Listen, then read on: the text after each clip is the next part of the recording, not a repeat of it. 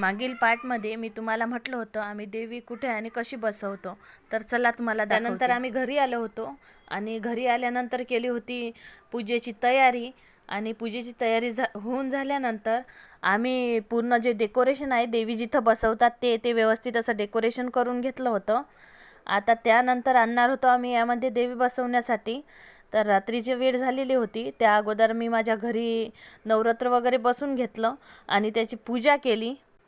झाल्यानंतर आम्ही देवीजवळ गेलो होतो, कारण तिथं आहे ना आता तिची घटस्थापना होती. त्यानंतर झाली होती रात्र, दुरून आमची देवी अशी दिसत होती.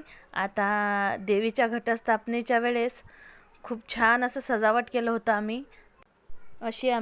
अशा प्रकारे आम्ही देवी बसवली होती.